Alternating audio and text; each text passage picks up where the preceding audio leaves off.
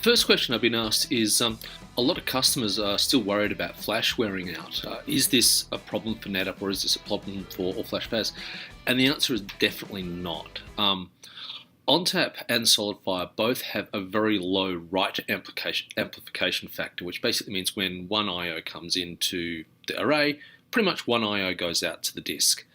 And with the amount of SSD capacity that we put into a shelf, and the way that we lay out all of the data like very evenly across all those SSDs, you'd pretty much, in order to wear out an entire shelf of SSDs, you're talking about writing around about 90 petabytes of data. This is just with writes, 90 petabytes of data over a 6-year period before you even begin to look like wearing those drives out. And just to give an indication of how much I/O that is, that's like doing 170,000 IOs per second, just write IOs per second, for every second of every hour, every minute of every hour of every day for 6 years.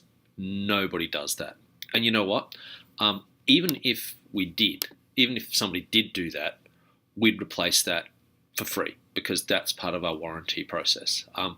And as kind of a proof of the pudding, in all of the flash that we've sold across the world, we've been doing it for a number of years now, we've had exactly 0 drives returned due to drive wear.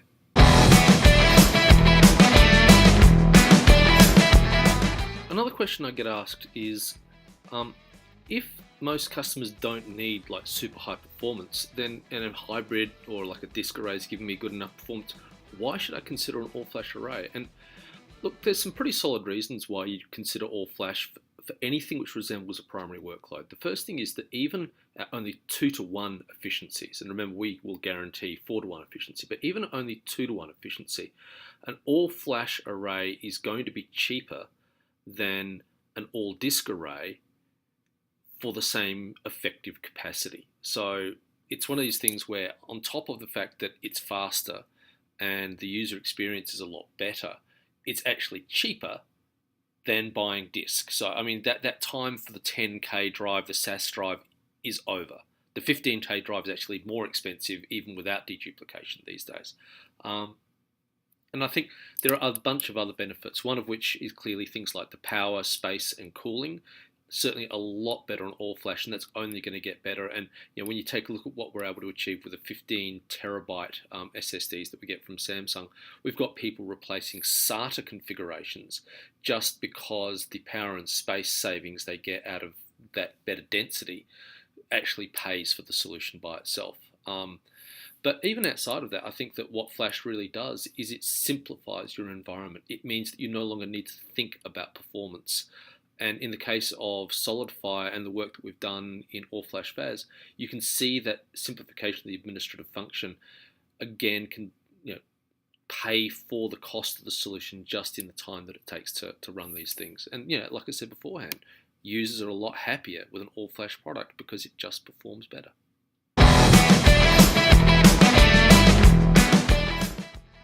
So, if SolidFire was built from the ground up for Flash, what advantages does that have?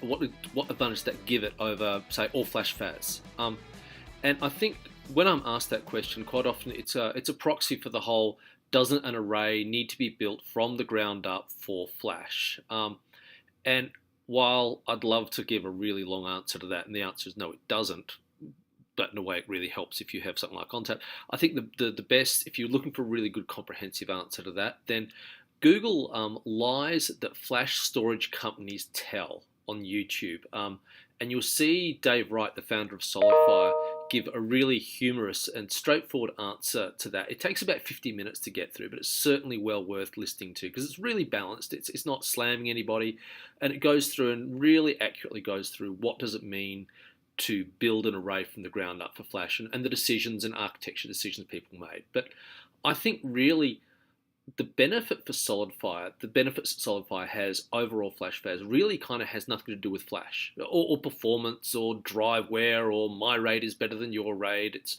really about the workflows that it enables. I mean, SolidFire was built for the next generation data center, which today represents about 50% of overall data center spend. So it's not really next generation now, it's this generation.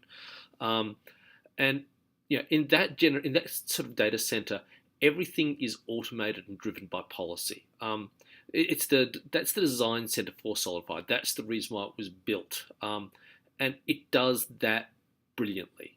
In many ways, SolidFire is storage for people who don't want to think about storage. It brings that AWS experience of infinite elasticity, um, easy consumption models.